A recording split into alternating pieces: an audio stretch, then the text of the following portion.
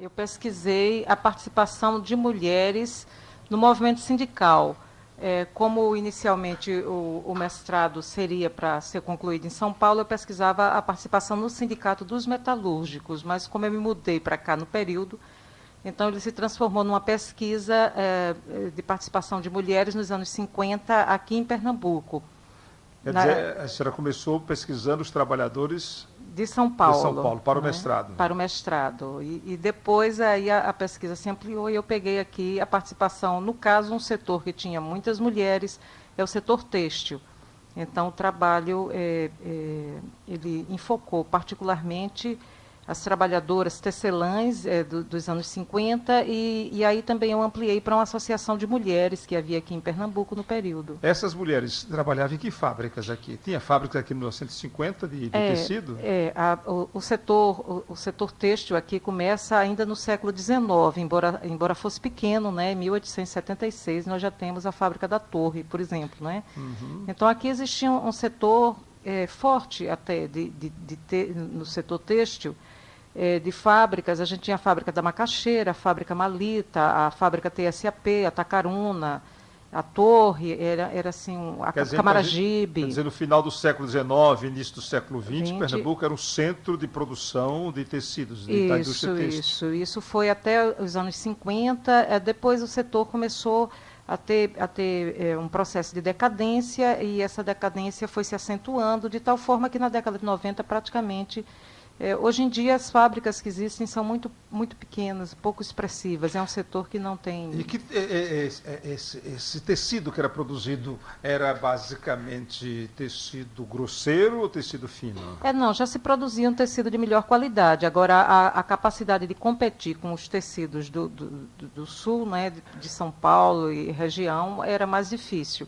Uhum. Então, os tecidos daqui não primavam pela competitividade, né, em nível nacional, não é? Há alguma relação entre essa produção desses tecidos nessas fábricas que a senhora mencionou, Yolanda, Macaxeira, Tacaruna, TSAP, que ficava lá em Santo Amaro, não é? A Torre. Há alguma relação entre a produção dessas fábricas com a indústria de açúcar? Sabe dizer, eles produziam sacas para transporte de açúcar ou produziam apenas roupas, tecido para roupas? Não, a produção era mais ampla. A gente tinha também a fábrica de Paulista, né, que era uma fábrica muito expressiva.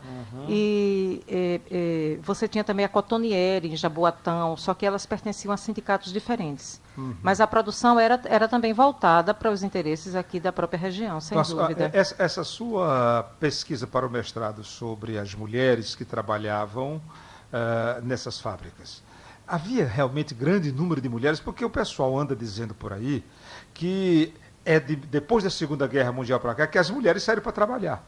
E a senhora está dizendo que nos anos 50 tinha mulheres trabalhando nas fábricas. Que conversa é essa? Tinha mulheres antes de 50 trabalhando fora de casa? Sem dúvida. A indústria, inclusive, quando ela começa, isso não é uma questão aqui do Brasil, isso é uma questão internacional.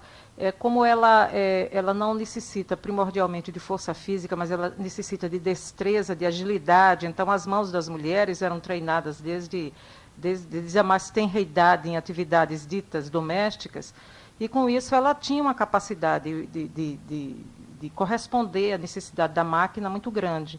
Então, o número de mulheres nas fábricas, ele sempre foi um número expressivo, embora a sua participação nos sindicatos fosse pequena.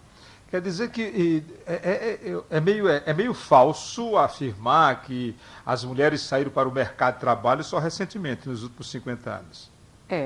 Veja, numericamente, com o desenvolvimento do setor terciário, então, escritórios, trabalhos burocráticos, prestação de serviços, saúde, educação, então, numericamente, aumentou muito, com certeza, a participação de mulheres. Agora, se você se reporta ao setor da indústria, neste setor já havia uma participação expressiva de mulheres. Será que a gente não poderia dizer que essas mulheres que trabalhavam nesse setor das indústrias, eram as mulheres mais pobres, e por isso o pessoal não percebia que tinha mulher trabalhando, e só começaram a perceber que tem mulher trabalhando, Quando atingiu a como classe atingir a classe média. média, a classe alta, é isso? Parece que o pessoal não acha que as mulheres pobres são mulheres. Olha, é isso também. Agora, objetivamente, como eu disse antes, quer dizer, numericamente, existe uma expansão da participação de mulheres quando ela passa a atingir outros setores. Não é?